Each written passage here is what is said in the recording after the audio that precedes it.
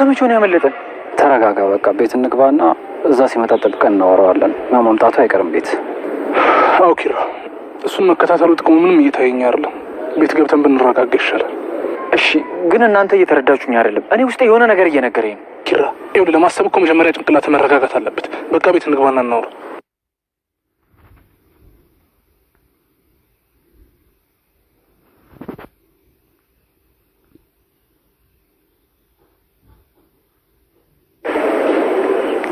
እኔን ነበር መሰለኝ የምትፈልጉት። በሰላም ነው? ቆይ አሁን በዚህ ጋር ታጥፋል ነበር እንዴ? እንዴት ነው ከዚህ የመጣው? ከምነግርህ ይልቅ በየትኛው መንገድ እንዳለፍኩ ባሳያ አይሻልም ነበር? አንተ ማነህ? አንተን እንኳን አውቃለሁ ሙሽራው። አልገባኝም። እንዴት ልታውቀኝ ቻልክ? ሰርግ ላይ ታድሜ ነበር። ያለም ያርገው ብያለሁ። አመሰግናለሁ። እሺ አሁን ልናወራ እንፈልጋለን። ቤት እንሂድና እናውራ። ምንድን ነው የምታወሩ? ስለምን እንደምታወሩኝ ንገሩኝና መግባት እንዳለብኝና እንደሌለብኝ መወስነው እኔ ነኝ። መንገድ ላይ ቆመን ከምናወራ እንደ ትልቅ ሰው ቤት ገብተን ብናወራ ይሻል። አዝናለሁ። እኔ በላይ እንጂ ማገኛችሁና ማወራችሁ እናንተ ስትፈልጉኝ አይደለም። ይሄ ነገር ግን ትንሽ አልበዛም? እንደ እንግዲህ እኮ ላከብረ እየሞከርኩ ነው። ቆይ ልጅ ክሩቤል፣ የኔ እዚህ መምጣት ለምንድን ነው ይሄን ያህል የረበሽህ? እኔ አልገባኝም። አላውቅህም እኮ በኩል ሌሊት ነው ቤት የመጣው። ነገር የለም። እኔ ምን አውቃለሁ ብለሽ ነው ምሩዬ? ምን ማድረግ እንዳለብኝ ራሱ እኮ ግራ ገባኝ። ግን ብቻ አባ ከሄደ በኋላ መሆኑ ራሱ ተመስገን ነው። እሱስ ልክ ነሽ። እንኳን እሳቸው ከሄዱ በኋላ ሆነ እዚህ ቢኖር ዋስ ይረበሹ ነበር። ደግሞ እኮ ምሩዬና ጽናት ሊና ሆኖ የሰውየው የአቶ በላይን ሻንጣ እየፈተሹ ይገኛሉ ማለት ነው። ሻንጣውም እንግዲህ ተፈትሾ ሳለ ለምንድን ነው ሻንጣዬን የምትፈትሹልኝ ብሎ ሲል አቶ በላይ እኛ እኮ የፈተሽ ነው ትንሽ ሽታ እንዲገባና ትንሽ ሽቶ ነስነስ ልናደርግ ነው እንጂ ለሌላ ነገር አይደለም፣ ንፋስ እንዲገባበት። አዩ መስኮቱንም እኮ ከፍተናል እያለች ሊና እየተናገረች ትገኛለች ማለት ነው። ከዛ በመናገኘው ነገር እንግዲህ በዛ መረዳት እንችላለን እያለች ትገኛለች። ሊናም ደግሞ ጽናትም እንዴት እንደዛ እናደርጋለን ብላ በሳቅ ጽናትም ብሩዬን በሳቅ እንትን ይላሉ ማለት ነው። ብሩዬ እንግዲህ ስትስቅ ያምርባታል ማለት ነው። ሁሌም እንደዚህ ይመርብሽ እንላለን። እውነት ነው ጽዬ፣ እዚህ ከሌሉ እኮ ማንነታቸውን ማረጋገጥ አለብን እያለችም ብሩዬ እየተናገረችም እየተመካከሩ ይገኛሉ ማለት ነው። በሉ እንግዲህ አሁን ተነሱ፣ ሻንጣውን ልንበረበርና ልናስተካክልላቸው መሄድ እንፈልጋለን እያለችም ትገኛለች። በጣም እንግዲህ ሻንጣውን መበርበር ጀምሯል። አሁን በአሁን ሰዓት ምንድነው ጉዱ ምን እናደርጋለንም እያለች ትገኛለች። ይሁልሽ ባዶ እጃችን እና እንዳናበላሽም እያለች በጣም እየተጨናነቀች ትገኛለች። ሊና በፍጹም እየተጨናነቀችም አይደለም። ነገር ግን ብሩዬና ጽናት በጣም እየተጨናነቁ ይገኛሉ ማለት ነው። በቃ አሁን አስተካክሉት እሳቸው ሳይመጡ እያለችም እየተናገረችም ትገኛለች። ማለትም አሁን እሳቸው ከመጡ ምን እንላለን እያለችም በጣም እየተጨናነቀች ትገኛለች። ጽናት እንግዲህ እንደዚህ ሲያደርጉ አጋጣሚ አቶ በላይ ከች ይላሉ ማለት ነው።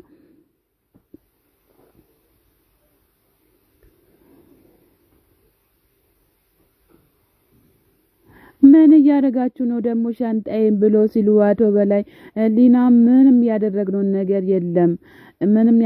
ነገር የለም እያለች በትህትና ትመልስላቸዋለች ማለት ነው። ጽናትም ደንግጥ ትልና እንግዲህ ጽናት ድንጋጤዋ ጥሩ አይደለም። ነገር ግን ሁሉም ነገር ይስተካከላል ብለን እኛም ተስፋ እናደርጋለን ማለት ነው። አዎ ትክክል ነሽ። መስኮቱም ክፍት ነው። እንግዲህ በዚህ ማስተካከል ይቻላል። ጋሽ በላዬ ደግሞ ሰው አያምኑም እንዴ እያለች ሊና በጣም እየተናገረቻቸው ትገኛለች። በጋሽ በላይ መለስ ብሎ በሉ እንግዲህ እኔ የእናንተን ሴራ አውቃለሁኝ ከዚህ ጋር ዞር በሉ እያሉም ይገኛሉ። ደሞስ ለምንድን ነው በክፍሌ ገብታችሁ እንደዚህ አይነት ነገር የምታደርጉት? በሌላ ጊዜም የሰው ቦርሳ ዝም ብሎ አይፈተሽም ብሎ እሳቸው መለስ ብሎ እንግዲህ በትትና ይመልሳሉ ማለት ነው። በሉ ውጡ ከክፍሌ ብሎ ያሰጧቸዋል። እሺ በቃ እያሉ እነሱም ከክፍላቸው ለመውጣትም እያሰቡ ይገኛሉ።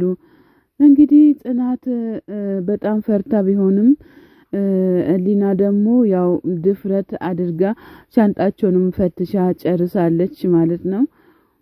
ያው በዚህ አጋጣሚ ሻንጣቸውም ስለተፈተሸ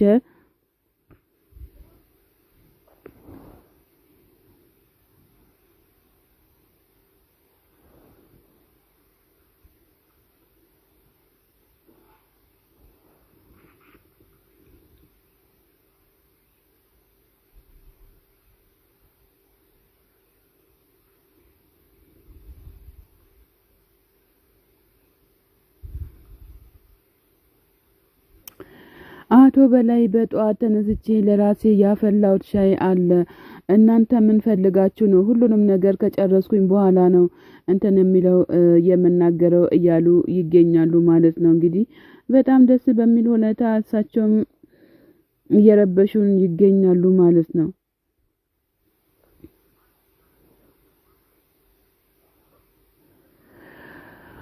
ኩሩቤልና ኪያ እንግዲህ ብቻቸውን እየተነጫነጩ ይገኛሉ። ኩሩቤል ለሌላ ሰው ስልክ ደውሎ አውቆ አስመሳይ ሆኖ እየደወለ ያላንቺ ማን አለኝ አንቺን ለማየት ነው በጠዋት የመጣሁትኝ እያለ ይገኛል። ኪያም ደግሞ አይንን አንጀቴን ወይስ አንጀቴን አታቁስል፣ እባክህን አልፈ ተቀመጥ፣ ምን እያልክ ነው? ስራ ቦታ እኮ ነው የመጣከው እያለችም ትገኛለች ማለት ነው። ቆይ ኪያዬ አንቺስ አዋራሽኝ እንዴ ብሎ ሲላት፣ ቆይ እስካሁን ስታወራ የነበረው ማንን ነው? እኔን አይደለም እንዴ? እኔ እኮ እኔን መስሎኝ ነው እያለችም ትገኛለች። እሱም መለስ ብላ እኔ አንቺን የተናገርኩት ነገር ምንም ነገር የለም፣ እኔ ያወራሁት ከሌላ ሰው ጋር ነው፣ ማውራትም ማለትም አልችልም እንዴ እያለም ይገኛል።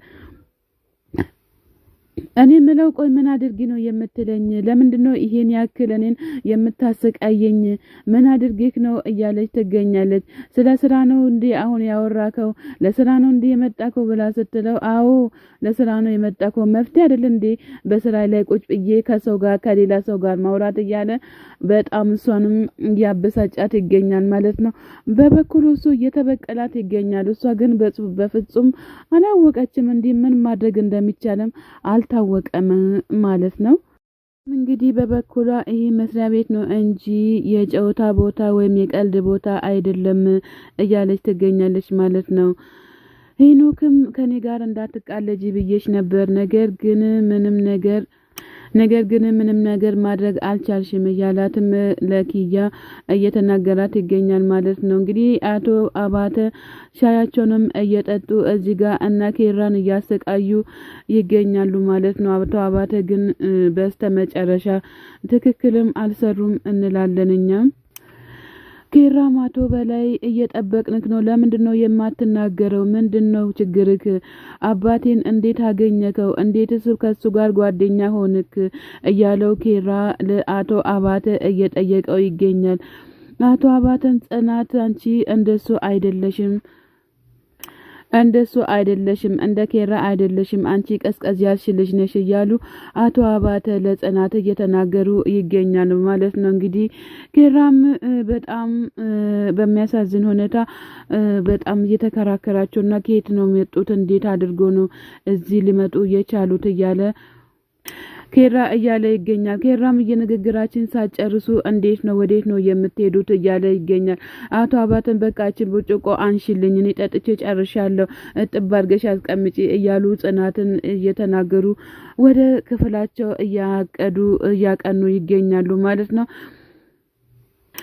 ሰላም ጤና ይስጥልን ውድና የተከበራችሁ የቻናሌ ቤተሰቦች ከሀገር ውጭም ከሀገር ውስጥም ያላችሁ ለቻናሌ አዲስ ሆናችሁ ሰብስክራይብ እያደረጋችሁ ቤተሰብ የሆናችሁትን በላይ ግቡ። መልካምነት ለራስ ነው። ሰላም ለሀገራችን ለኢትዮጵያ።